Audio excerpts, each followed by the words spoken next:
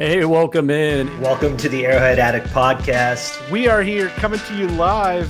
The Kansas City Chiefs are going to the Super Bowl. You only win a Super Bowl 2 times every 5 years, right? Oh! The warm-up act is over. Let's bring in Melissa Etheridge, massive Chiefs fan. Melissa. Super Bowl champion, 2-time Pro Bowler, and Trent Green. Trent Green, how you doing? Hey, what's going on, guys? And he picked it up! He picked it up! He's gonna score!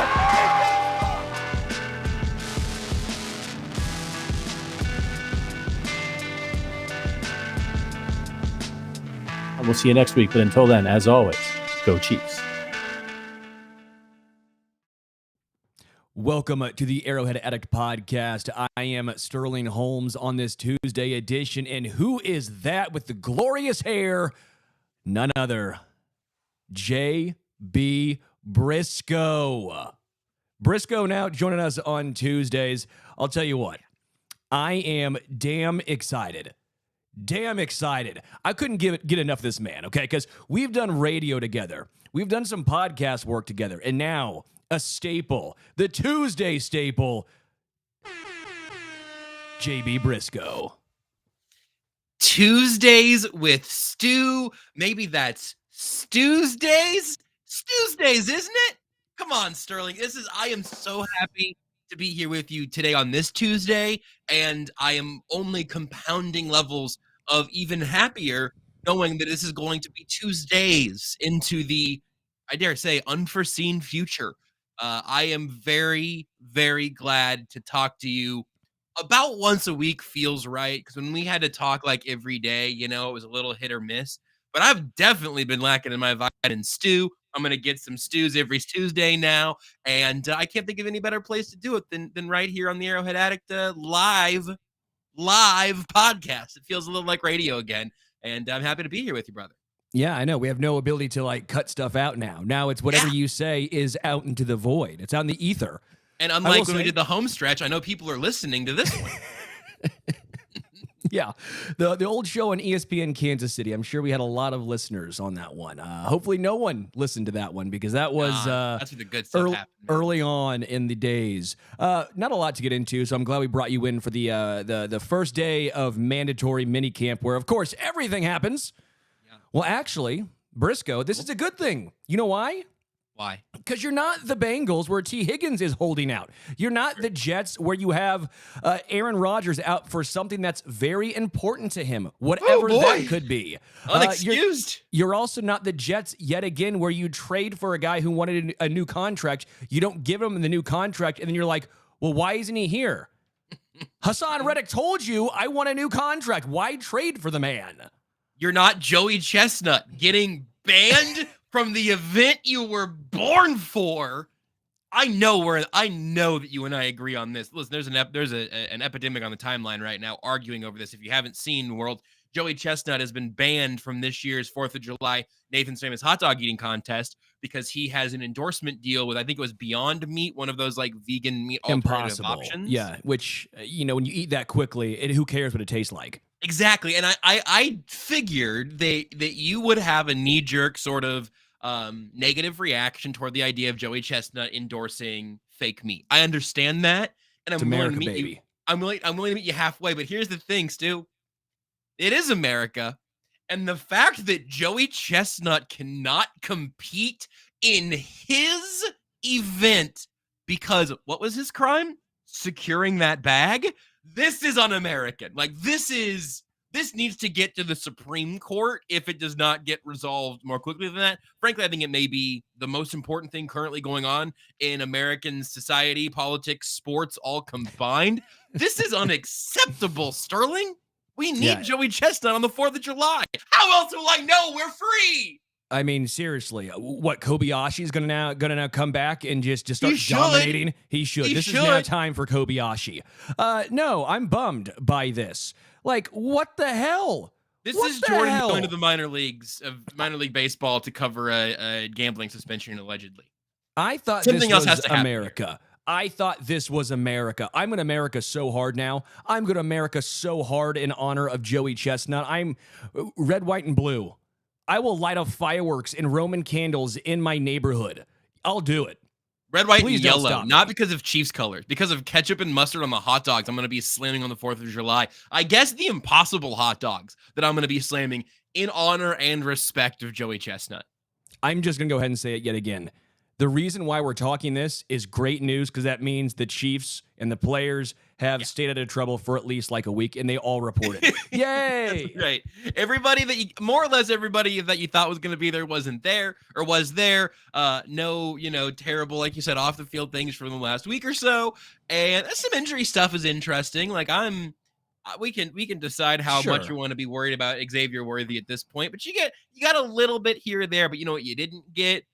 Well, the expected is official. Chris Jones did not appear at Chiefs minicamp this year as he works on a new deal with his two agents, Larry and Mo, or whatever. And like this is a good time to accept a little boredom around your football team. I think there was a little good news and a little bad news today, honestly. But none of it is immediately vitally important. Like you said, that's a whole lot better than being the Bengals right now. Yeah. Let's start with Xavier Worthy and your concern level. Again, I'm not personally super concerned, but I brought this up his first practice, and all I tweeted was Xavier Worthy did not practice, and that was his first time in a Chiefs uniform. And I remember people kind of bleeping on me going, well, there's a long way to go. Okay. First off, I never said anything one way or the other. I know. That was me legit just saying he didn't practice. I never once said, how dare you?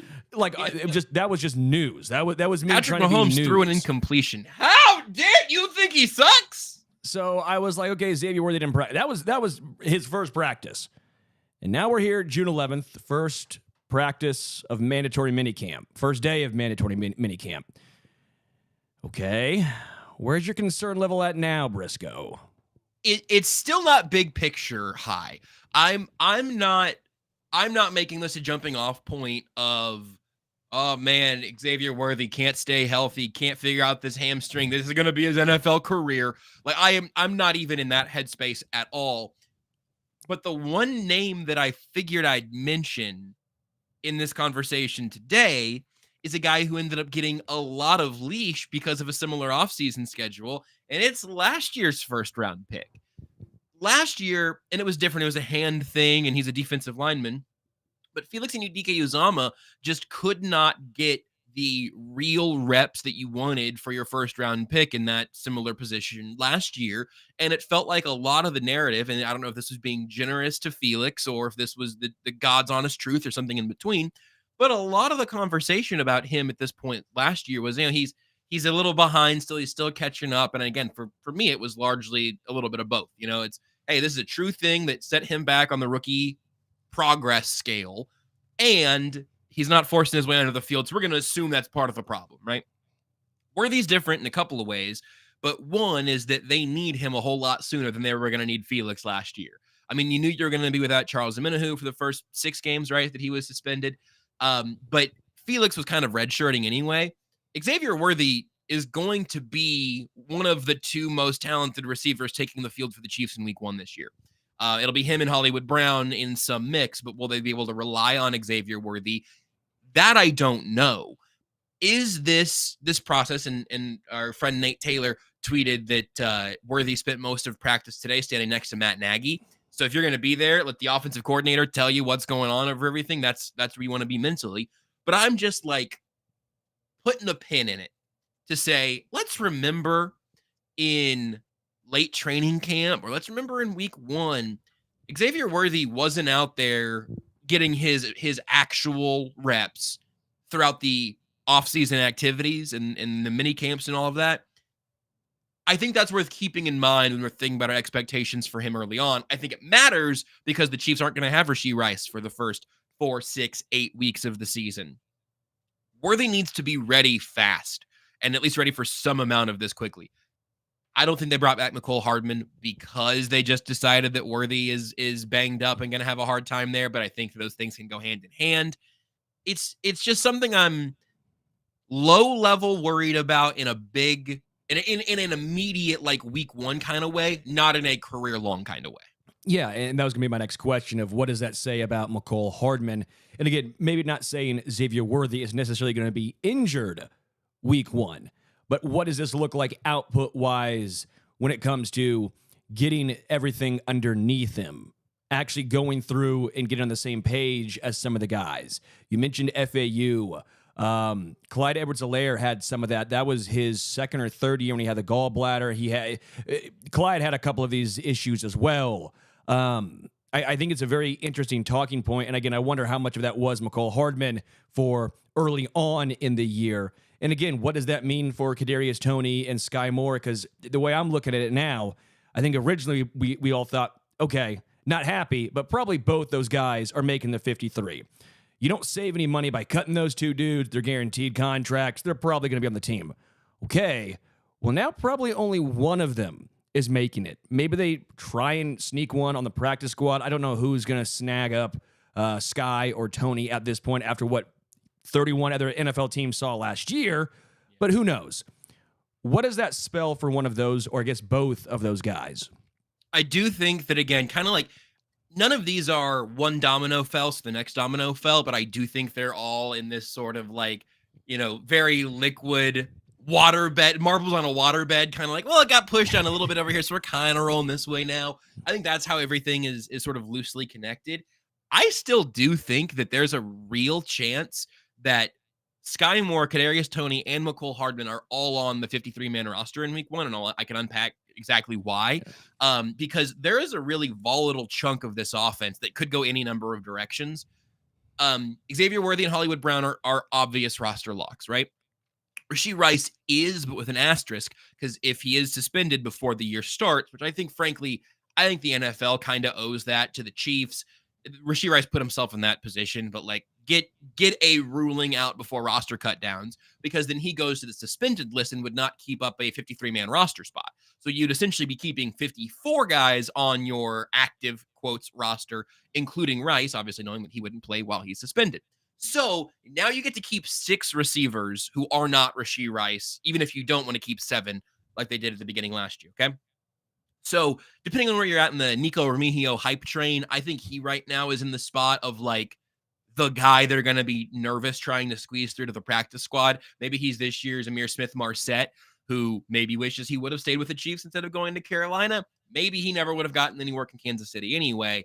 But I think right now, Brown and Worthy are safe. I think Justin Watson is the next safest, aside from Rashee Rice here again, right? I think Watson's the next safest. I think Skyy Moore, rookie contract, just invested a second-round pick in him. I think he's probably the guy the Chiefs want next on there. You have McCole Hardman because he's definitely being able to know the offense and take a few reps from the Rashee Rice bucket. Very different players, but guys who know. Like, you can drop McCole Hardman into the Chiefs offense and it can look competent. That's 5.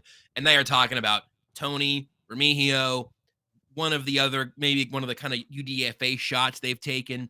But I'm actually kind of leaning towards the opening day receivers on this team being, in some order, Brown, Worthy, Watson, Hardman, Moore, Toney.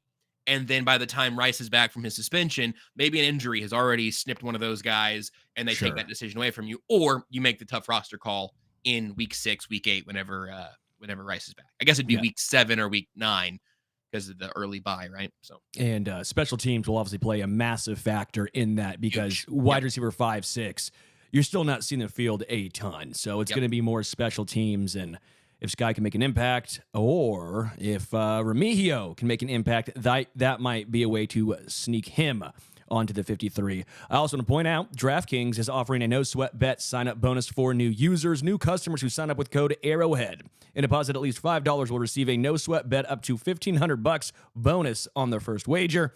That means if you place a first bet of $50 and you lose, you'll receive a $50 credit and bonus bet straight into your account, up to $1,500. You will also receive one single game parlay reward every day.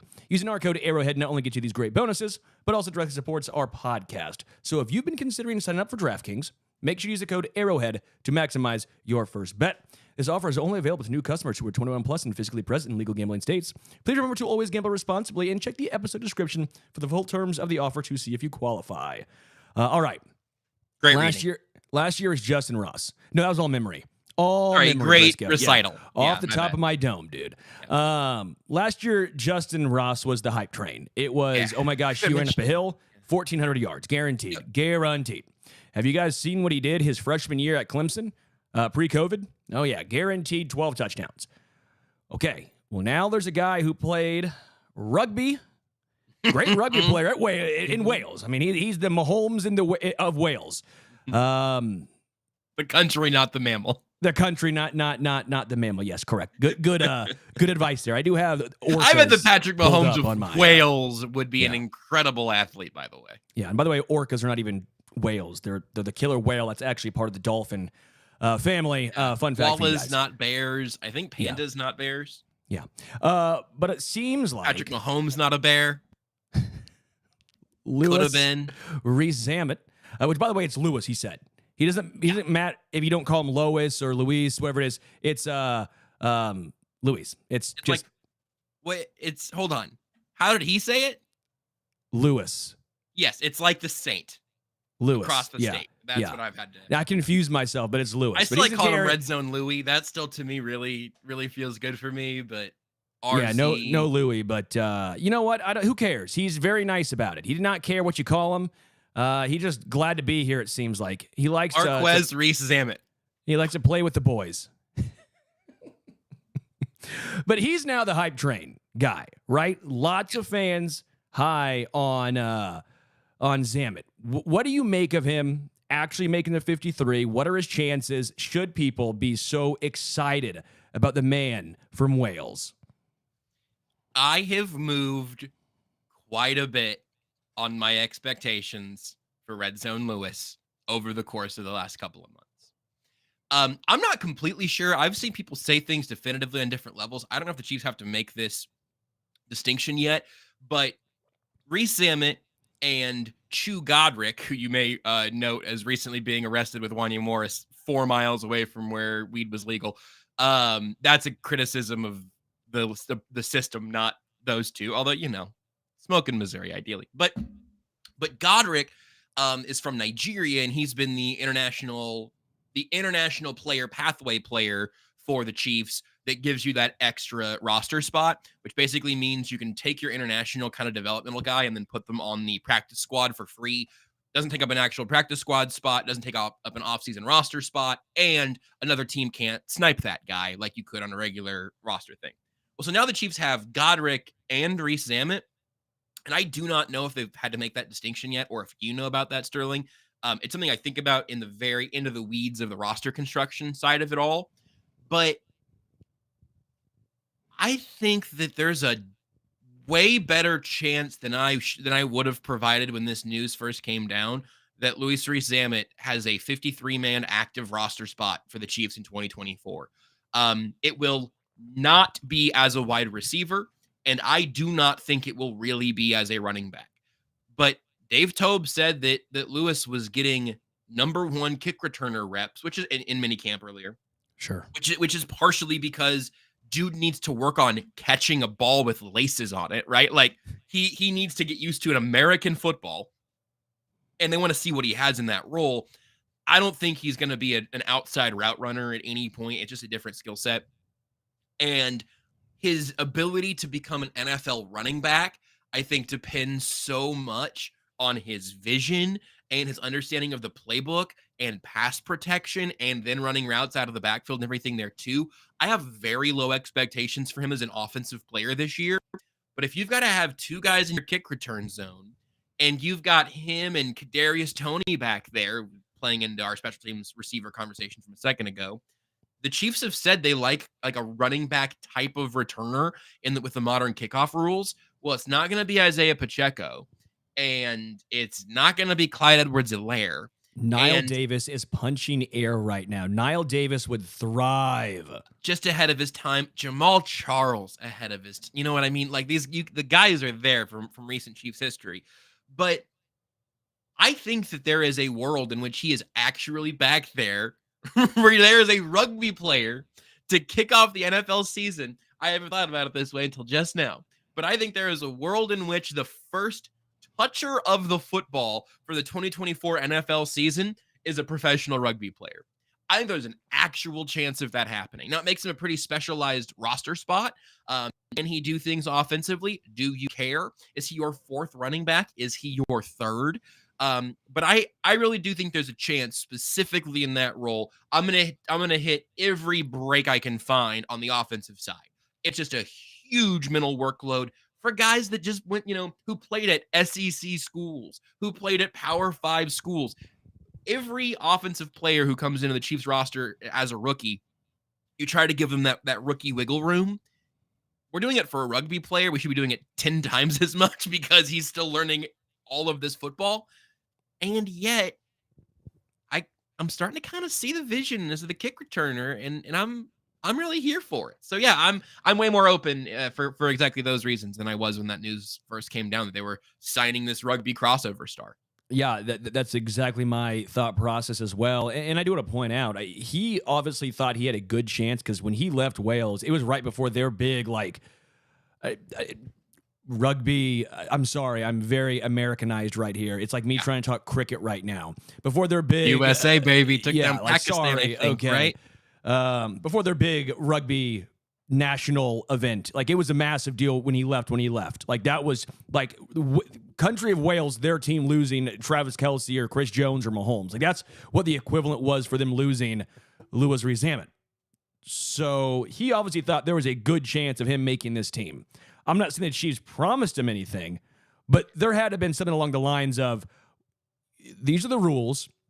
If you can pick it up, I would have to imagine them saying, okay, you have a good chance. Because I don't think he would make that move unless he truthfully believed that, or if the contracts are just literally that different. And I would think, and maybe this also, I think Godric right now, because Prince Tega is not with the team right now. Correct. I think he's still a free agent, is why I say it that way. Yes. I think there's a real chance. I don't know this. I haven't really gotten to talk to anybody about it super specifically, but I think there's a chance that Chu Godric is just like their fifth tackle this year anyway. And so I think they could have been in a spot where they say, hey, either with Lewis or with Chu, one of those guys probably earns a regular roster spot, and then the other guy we know he could protect. Or maybe they told Lewis, again, this could be settled somewhere. I apologize, I don't know for sure. But they could have definitely told Lewis, hey, we see the skills here. We're going to try to, this is where we're seeing you have a chance this year. And if we just can't get you on the field, we have this special pathway thing where we are going to keep you in the building on the practice squad essentially through this year, because your real chance to be running back might be in 2025. That's still probably true if they believe it at all. Yeah, and then I also thought it was interesting. Dave Tope thought, or at least brought up the fact that he could be the kicker on the kickoffs. So adding, that's another thing. I was doing a show with the esteemed Tucker D. Franklin over on KCSN a couple days ago, and we were talking about just special teams, and I'm thinking it may have been doing this show at one point months ago, and somebody asked, maybe it was a commenter, asked about Justin Reed doing kickoffs, and I remember being pretty dismissive of it and thinking, I mean, you've got an NFL kicker, you're carrying him with this roster spot. Dave Tope isn't going to take the ball away from a real kicker, probably the best kicker in the sport right now, to let a safety do kickoffs. And now we are here at this point in the process, and I think there's a real good chance that's happening. Also, real quick from the comments, John Russell says LRZ did not get the IPP designation. I need to figure out if those are all set for this year or not. I'm not telling you you're wrong, John. I'm saying there's a very good chance you're right, and I'm wondering if that is official somewhere. If that's the case, then Godric would have gotten that designation. But that's something to keep in mind, even if we don't get to the bottom of it today. Something to keep in mind as roster construction becomes a bigger question towards the end of training camp. Yeah. That's about it right now. Before we play this or that, we play a fun little game about what's going to go ahead. Some thoughts that Brisco might have. Okay, hold on. Before you do it, let me scroll. Let me scroll. You need a vamp?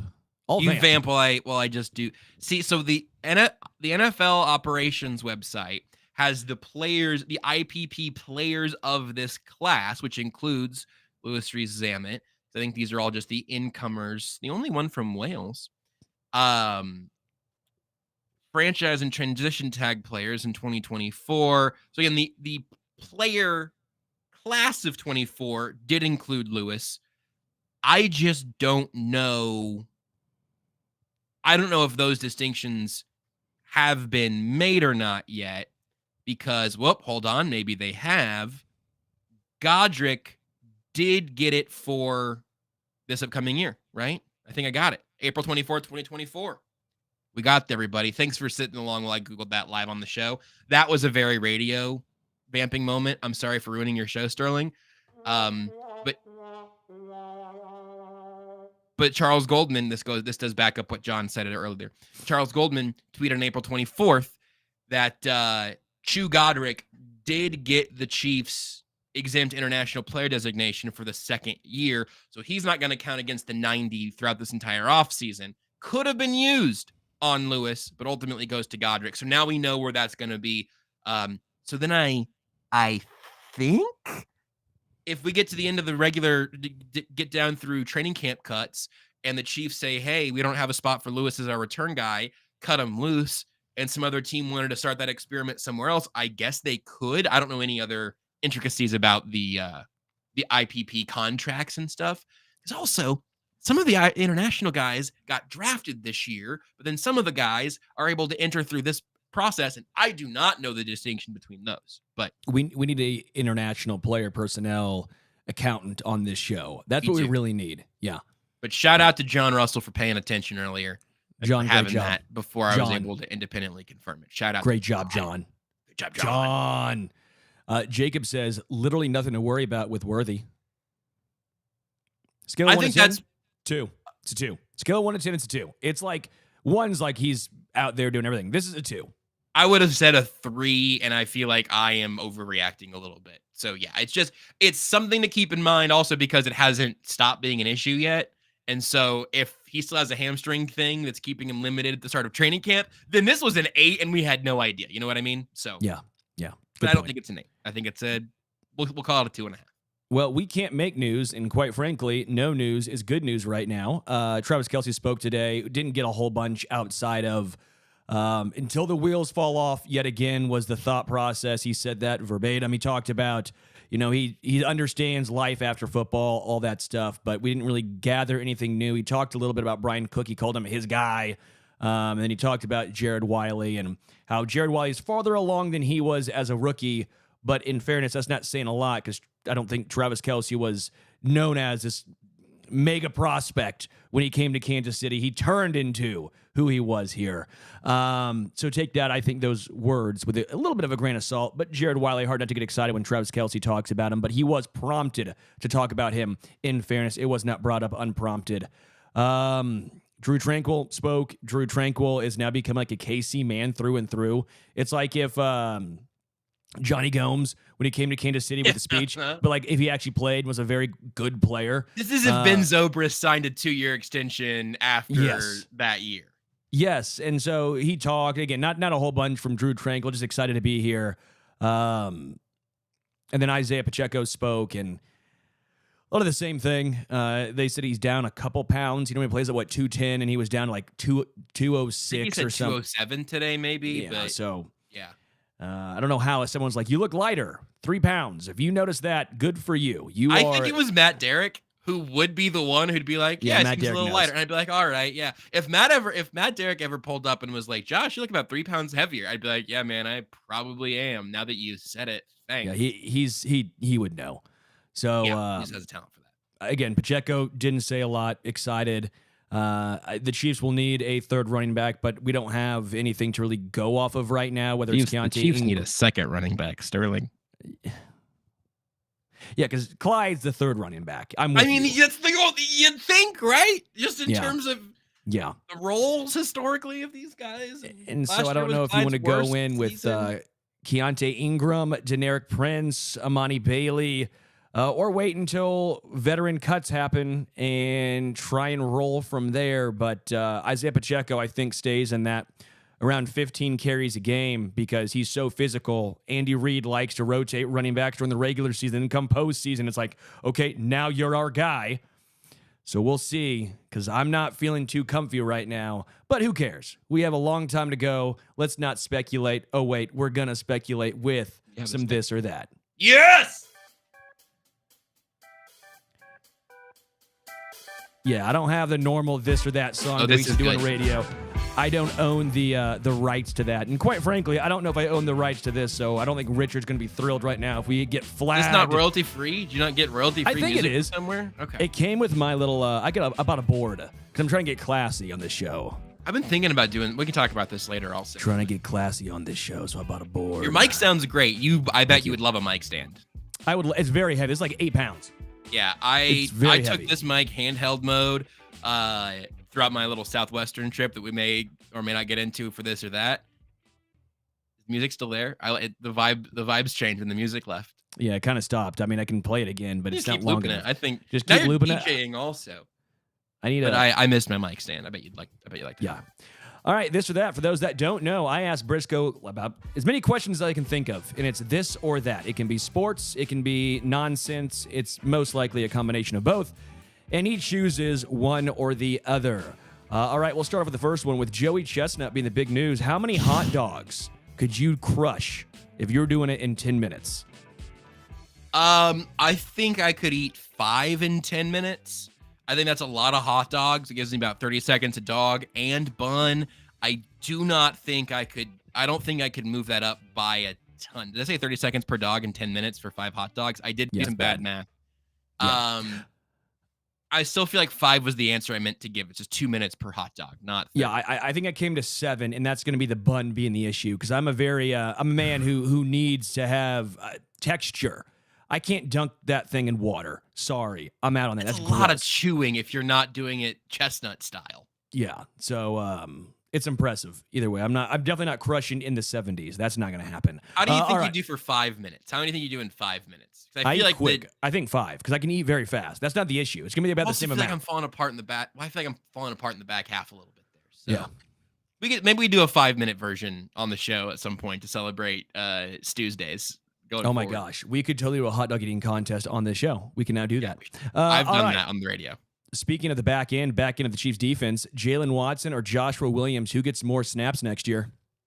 I'm leaning Joshua Williams still. I feel like I'm in the minority there. I don't know if that's measurables or draft position or what, but as long as one of them is there because they had a great offseason and the Chiefs are excited about it, I don't really think it matters who it is. I also think both of them are going to play a good number of snaps as long as they stay healthy. Nice sitting on that fence. Who is the main starter at slot corner? Like who plays the majority of the slot corner snaps? Correct. I guess I'm going to give the answer that I want to be right and maybe not the one that I fully believe, but the answer I want to be right is Trent McDuffie. You have the best slot corner in football. So I get that, but let him play there. But he even said last year that was a transition for him to learn how to play slot corner because he's always played majority on the outside. So that was him in 1 year basically learning to play slot corner, which is even more damn impressive. The issue I have, not really an issue, he's first-team All-Pro slot corner. We get that. What's he give on the outside? That's a good question. I say the same thing all the time when people say just move Joe Toney to left tackle. Okay, well, how much of a drop-off is that going from left guard to left tackle? Now who's your left guard? You don't want to mess with that. I think this is a little different. Because if you're moving Trent McDuffie to slot corner the majority of the time, that probably means you're using both Watson and Williams starting on the outside, right? Yep. Is that a better lineup than McDuffie on the outside, Shamari Connor on the in, and either one or other, Williams or Watson? I don't know, but I think that's at least something to ponder, if you will. I do think that's one of the reasons that it's not what I'm predicting, because what I would have, if you were like, hey, I need you to put $10 on it, I think I would probably lean more towards Shamari Connor. But I have loved Shamari Connor as a Swiss Army knife, slot safety, hybrid, do whatever type of guy. And I think my actual prediction here is that Trent McDuffie will play a good number of snaps in the slot this year, and that you will still see a ton and more three safety sets than 3 corner sets. But I think I still want McDuffie to be the slot corner guy when you don't mind showing the defense that that's what you're planning on doing. But then if you want to have your 3 safety sets out there, maybe Connor's the guy that looks like the matchup, and McDuffie, can go cover the outside also, because he's going to start when you're playing 2 corners on the field, McDuffie's going to be there every time regardless. Sure. All right. Would you rather shot of Malort or step on a Lego? I'm not that worried about either of them, honestly. I've never never taken a shot of Malort. You've never had familiar with Malort. its game. You've never had what tastes like, somehow it's oily, but it tastes like trash can juice. And then I'm gonna say the It's Malort bad. because I would like to try it once anyway, I think. And I'd rather not step on a Lego, but I'm not really that worried about stepping on a Lego. Pain is mental, and I'm just gonna fight right through that. I'm only gonna cry a little probably. But I'll try the shot of Malort. What I would step on a Lego over would be before the next time I did a shot of absinthe. No like fun hallucinogenic, none of that. I just drank way too much of it on a New Year's like 6 years ago now, and I still have the last 10% of the bottle in my pantry, and I will not be drinking the rest of it. It was bad going down. Pain Imagine is how bad mental, it was. So just apparently keep drinking that. And no, we don't need to know what happened post that, Brisco. You can keep that one to yourself. It was worse. All right, over under 4.5 sacks for FAU next year.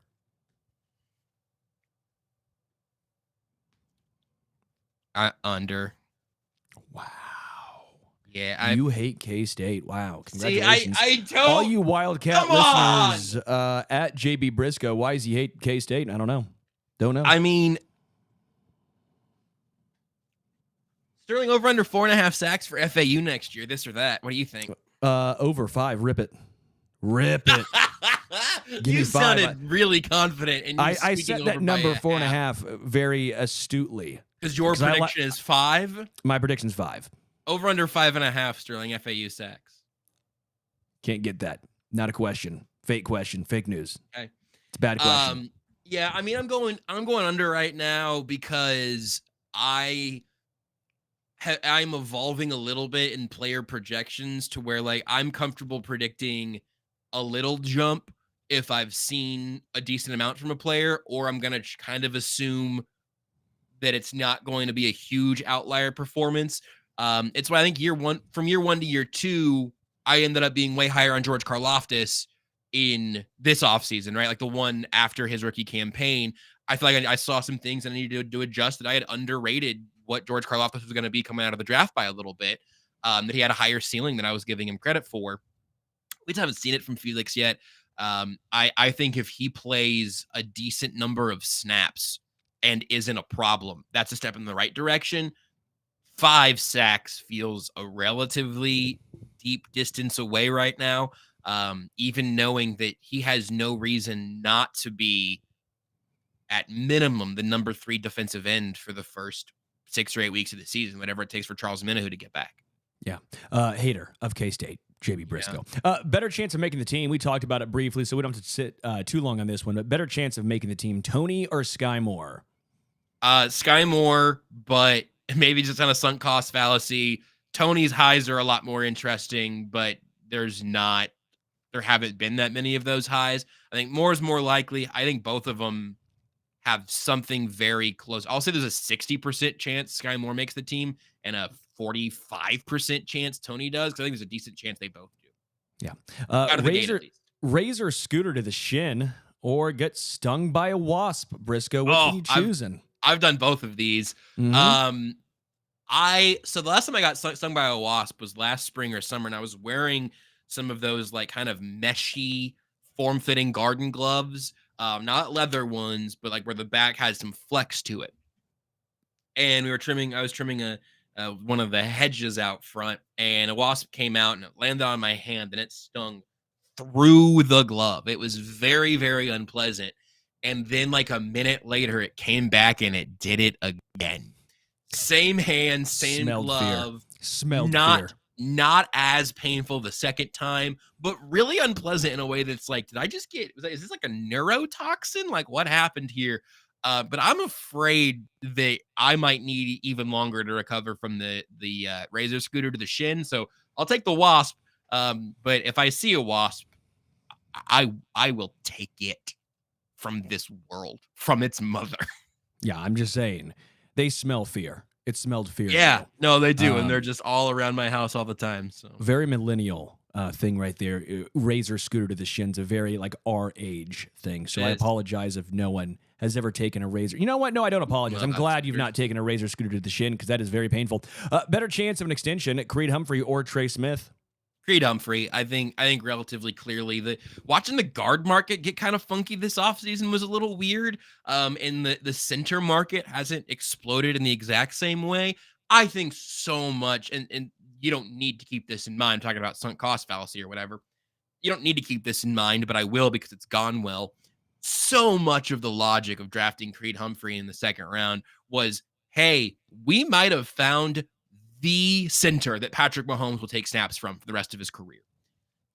That's an incredible thing. You hope that Mahomes ends up playing longer than Creed because quarterbacks versus offensive linemen and just the career path and everything. But I think that stability and with what he does do in terms of not only reading the defense and adjusting protections and stuff, a lot of that falls to Mahomes, and a lot of that we don't know the intricacies of. But I think keeping the battery, so to speak, keeping the battery the same from Creed to Mahomes there for 5 more years, I think is worth paying a little bit of the premium on. And frankly, he's a better center than Trey Smith is a guard. I'd be happy to have Trey Smith sign an extension that makes sense and feels like a steal on the guard market. But I think that would mean signing him now. And if I was Trey Smith, I think I'd say, no, hey, listen, love it here, but I'm a 6th round pick. I'm going to play out the rest of this contract this year, try to three-peat, and then see what the Texans want to pay me or whatever. He probably should do that. I think Creed is the first in line, though. Yeah, I would actually agree with that. Completely all the same thought process. And again, the center market is probably cheaper. I think Creed's a slightly better player. And I like the aspect of keeping him and Mahomes together, just the battery, if you will. Also, again, Trey Smith, you saw what Robert Hunt got. Was it 5 for $100 million? Yeah, Trey Smith is going to get paid. Good for him. I'm happy for him. I hope they stay together. But again, we have to think realistically, not with our heart, even if my heart, damn it, wants it to go on. NBA Finals goes over or under 5.5 games. Right now, Celtics up 2-0. Looks like Kristaps Porzingis, though, he's in jeopardy. Not like Alex Trebek, but like jeopardy of playing. Neither is he at this point. So thanks for bringing the mood down, Sterling. Well, how dare you? Okay, I watch Jeopardy almost every single night. Ken Jennings has done a fine job filling in, though. Okay, I watched a little bit of Wheel of Fortune at my grandparents' or my grandma's house in Arizona. That was a nice little family sort of around the TV game time. What was the question here? NBA Finals. I'll say the NBA Finals has more games than Felix Anudike-Uzomah has sacks in 2024, but I think that these finals might be over in 5. Favorite barbecue spot in Kansas City is, come on, everyone needs to learn about Brisco on the show since you're now a part of the show. Favorite barbecue restaurant in KC. I like that, but you've asked an impossible question with several good answers. Top 3. I'll give you my top 3 with almost 3 different subcategories. Yeah, okay? no order. You don't have to do an order if you don't want to. When I want barbecue at like 3:30, I'm going to Joe's. If I'm out and about, I got a little time, I got the itch for barbecue, I'm going to Joe's. Always excellent, high level, accessible. So that's my easy answer. There's a lot of good. I'm going to leave out some ones I like very, very much. I've recently been put on to Chef Jay. That is now the one that I recommend to other people because it makes me sound cultured and like I was on the front end of something, even though I wasn't that early on it. You want to be a hipster. I get it. Yeah, I get Chef Jay is the get there at 11:30 because they will sell out experience, but it's like it's really next level. It's special. Chef Jay is special. And then if I want to like go to dinner and be like, hey, I got one shot to show people on their calendar how good the best of barbecue can be in Kansas City, I think I'm taking him to Q39. But that's like got media friends in from out of town, like, hey, where should we go at 7:30? And Jay's not going to be open. Joe's they've probably been to. So I think those are my 3 there. I'm leaving out several that I like a lot though. The best sandwich in Kansas City from one place. Burn-in Z-Man on toast from Joe's, personally. Burn-ins / beef nooner with extra hot barbecue sauce from Gates. I will Gates take that might to my have the grave. best single or one of the, but Gates has a top 3 barbecue sauce for sure. No, it's number one. They have the best barbecue sauce in the entire world, hands down. The extra hot barbecue sauce there, it goes so hard. You put that on their Right. burn ends that are chopped. I will Right. take that sandwich over any sandwich in the history of sandwiches. Even the Sandwich, Connecticut, or wherever that place is that founded the sandwich. You did it wrong. This is a sandwich, my fellas. My number 1 overall sandwich draft pick is the burn-in Z-Man on Texas Toast from Joe's. Well, we That's should do just- some I'm time. just- We should actually do a draft of barbecue sandwiches in Kansas City. This would be Or we should electric. just do a food tour. Just like we should just go to lunch is what I'm figuring Slaps. out. 'cause- I love slaps. Yeah, we should go to lunch together. We haven't been to went to Slaps. slaps together, and you bailed. You and Verderam. You were like too cool to hang out with me and Patrick. Yeah, Is that because, everyone. Is that because it was like Everyone. 1:30? Is that When because the it was Arrowhead lit Addict kitchen bo- time? It was late. In fairness, when the Arrowhead Addict boys came to Kansas City, we did that live show, and everyone had a great time. It was a blast. Brisco wanted to stop by. Awesome. I'm like, I love Brisco. He'll hang out with us. No, How'd too this good for us. Could only hang with Verderam. Okay, yeah, I was like, I was just thinking, I think that as you were talking about slaps, I think Verderam and I were leaving Char Bar. As that was Yeah. when that offer was happening. Like, no, I think we went to that Kelly's. Char Yeah. Bar also elite. Yeah, I was there through Kelly's, and Yeah. then it was late, and it was like, all right, I gotta go home. Yeah. The boys had a Char Bar and Meat Mitch both got blocked out there. Oh, Meat Mitch is so good. so good. LC's, that's dude. the I went thing. I went to LC's the other day, actually. Still so good. Arthur Bryant's, I think, is at this point, I will die on this hill. Arthur Bryant's was one of the pillars of Kansas City barbecue, one of the pillars. And then everyone, for some reason, kept going everywhere else. And I don't care. Everyone else has had their own experiences there. Every time I've got Arthur Bryant's recently, I've left so impressed. Like, to me, it's now underrated. Like, I feel Yeah. like Arthur Bryant's Love is now that take. underrated, which is Finding hilarious to think about. iconic Kansas City barbecue places that you then own the take of these are actually underrated now, I think is a great angle for us. I think the Kansas City barbecue needs that because they're hipsters like me trying to find the hipster thing. Yeah. Let's appreciate And our you're not roots. wrong. You're not wrong. It's just I'm not and then wrong. Jack stacked the beans and Zarda redid this. We got to move on because I am starving. I've not had dinner yet. All right. Xavier Worthy, over under 750 yards next year as a rookie. Over under 750. Last year, Rashee Rice was basically wide receiver 1, so that got him close to a K. He was forced to be that guy. This year, Xavier Worthy, we'll see how many games Rashee misses, but obviously Hollywood Brown is there and the plethora of wide receiver 3s/4s that litter this roster as well. Over under 750 for Xavier. This is kind of where I start to wonder about our 1, 2, 3 on the 1 to 10 scale of concern about Worthy right now. I don't think this is the reason I'm going with my answer, but I think I'm going to go under on that number right now. To your point, and it was a slow burn. We're thinking about barbecue again. It was a slow burn for Rashee Rice, and Worthy's coming in as a more pro-ready receiver, more complete receiver, has a more dominant trait than Rice did. His speed, obviously. Xavier Worthy is better at being fast than Rashee Rice was at anything entering the league, right? I have pretty large expectations for the workload for Xavier Worthy and for his production starting after Halloween, maybe. Like, you give me November, December, January, hopefully February. Xavier Worthy, I think he matters. I think he's an impact player on this team. But I think I'm going a grand on Kelsey and Hollywood Brown.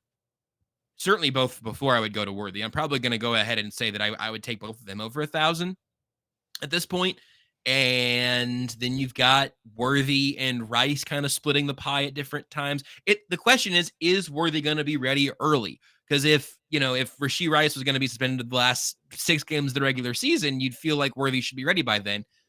Obviously, I think it's good for Rice to get his suspension out of the way as early as possible, so he's ready at the end of the season. But it's a good line and a good question. But I think I'll go under 750 right now. Yeah, when I posed this one, I found myself going just under 750. It's not a knock on Worthy or my excitement level or outlook long term on him.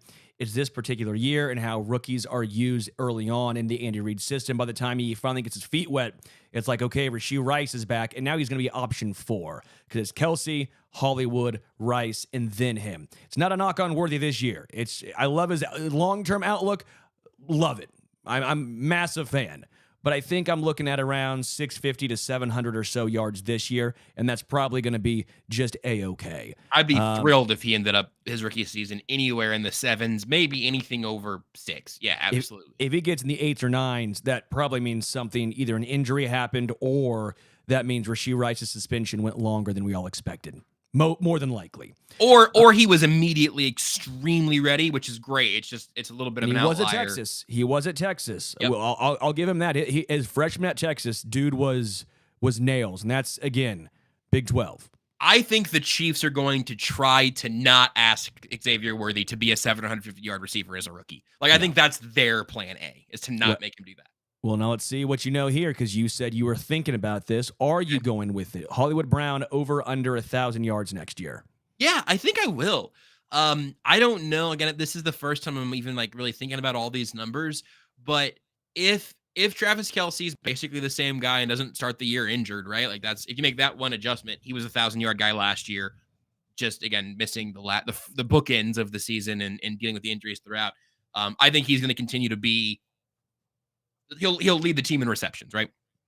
But I think that there's enough talk about, and not just talk, but functional understanding of how this works, about the deep passing game coming back a little bit. Mahomes is going to throw for a lot of yards, and the ball's got to go somewhere. I think that plan A here is to run it through Kelce, then Hollywood, and then you see how Worthy settles in, and then Rice comes back and all of that. But I think I'll go over $1,000 for Hollywood Brown right now.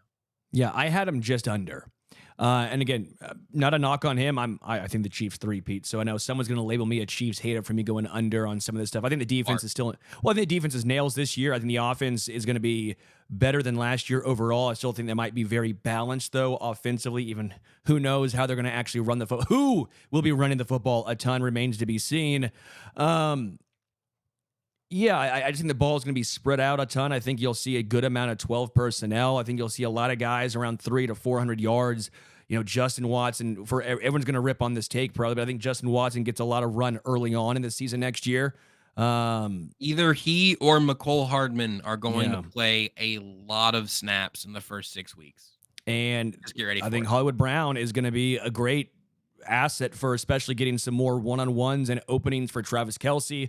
I'm with you. I think Travis Kelce, if the over-under for Kelce was 1,100 yards, I'd go with the over. I think Kelce bounces back and has a massive year next year. He's healthy. I think I think people are just thinking he fell off. He was injured the entire year. He played in 16 games or 15 games, missed 2. I think Kelce bounces back and has a massive year next year. That's more or less my thinking. And I do think more 12 personnel, whether that's more Wiley, the addition of him, more Noah Gray, we'll see. I think anywhere from 900 to 950, those where I have Hollywood Brown knocking on the door. My one thing to add on the Kelce side of it is you're right that he was hurt early on last year and that ended up impacting how people were viewing him. I think we have to be realistic about the possibility that he's going to have some weeks this year where the entire week is about how much work did Travis Kelce get in the training room, and he didn't practice any day this week. Will Andy Reid let him play? But that's being a tight end in his mid-30s trying to keep playing at a high level. That's just kind of part of the mix at this point, I think. Yeah, unless you're Mercedes Lewis, who came back at age 39. Drafted in the same draft class as Brody Croyle and Tamba Hali and Bernard Pollard. Same draft class as, was it Devin Hester, I believe, if I'm not mistaken? Can't remember. I think Joseph Reggie Adai Bush was there. Reggie Bush was in that draft. Vince Young. Picks, the Vince Young draft. That's insane. I just pulled up with the Chiefs draft picks earlier for that, and Brody, it just feels like Brody Croyle's been out of the league for longer than that was ago. Feels like he's been in the league for 20 years. And also, there's a Hall of Famer in that draft. I looked up, there's a guy in the Hall of Fame, and Mercedes Lewis is still playing, which is just absurd. Congratulations to Mercedes Lewis. All right, final question before I let you out of here. Okay. Better chance of tackling Isaiah Pacheco or getting a hit off of Mason Miller? Can I say something that I think is going to make you maybe mad, but makes me pretty happy? Yeah. I don't know who Mason Miller is at all. Is he a pitcher? Show, everyone. Great show, everyone. Is he a Major League Baseball pitcher? Is he a runaway Cy Young candidate? He's probably the best reliever in baseball. Okay, what about Emmanuel Clase? Heard of him. Who does Mason Miller play for? It's the Athletics, I know, but he's known for being like the best reliever in baseball. He's absurd. I believe Clase. You. I looked at that and I went, I don't think that's a Royal. I think I would know if he was a Royal. I don't know. By the context, I still get the question. He throws 103 with like a 96 mile an hour slider.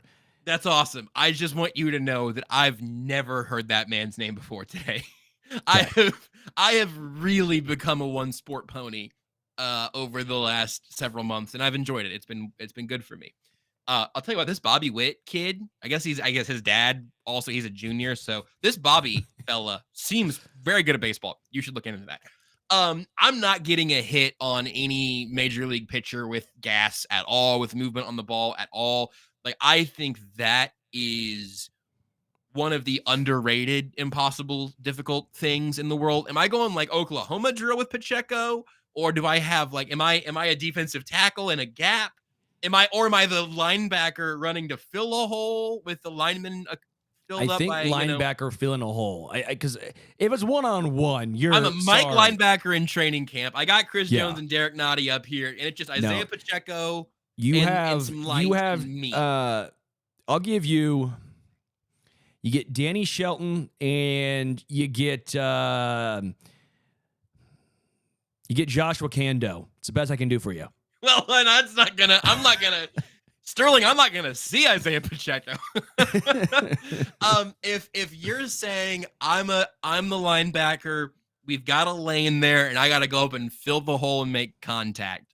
You got Anthony Hitchens, current Anthony Hitchens with you. So I am current Anthony Hitchens at this point. Assuming that I know where I'm going, and it's like a run blitz or whatever, I can physically be there and make physical contact with Pacheco. Like, he's not going to get completely around me between two like 4 total linemen. And so there will be contact, and I might be able to wrap up and fall down. If there's a fullback, if they're trying to block me, I'm not touching Pacheco either. But I am closer to a technicality of a tackle against Pacheco. I think you could give me a bat until my hands bled. I'm not sure I would make contact off of this MLB The Show character you made up. I think neither is the answer for me. Like, I played baseball. You said better chance. Like, I played baseball and stuff, so I'm like, I'm thinking maybe if I just, I don't think I'm tackling Pacheco. Like, I don't think I'm physically tackling Pacheco. I don't see a world that I. Do you know how much you weigh, just for comparison's sake? 170, 175, 5'10", 175. So I weigh more than Isaiah Pacheco does. And he is more powerful. He is stronger. He is faster. None of this is me arguing for it happening. I'm just saying, if you have 2 objects meet, I have just the laws of physics give me a very thin chance. The laws of physics give me no chance to hit that baseball. Yeah, look at Echo Boydo. And that's probably about my size. That's about my size. The fact that he plays football blows my mind, and he's as solid as he is always is insane to me. Because I saw him, like, that dude is skinny. He's 6 foot 170. The other side of the ball. Do you ever think in a spring game you ever had to tackle Deuce Vaughn? Oh, dude, he probably could, because he's so lanky. It was like watching the only guy that could. He could catch him.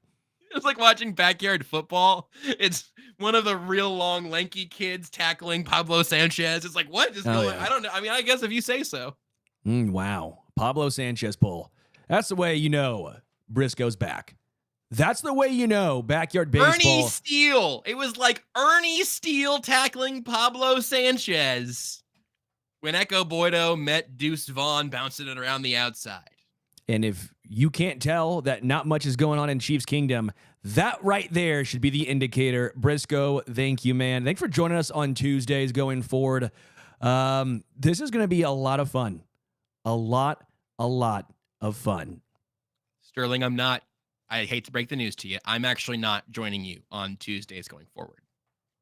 I'm joining you on Tuesdays.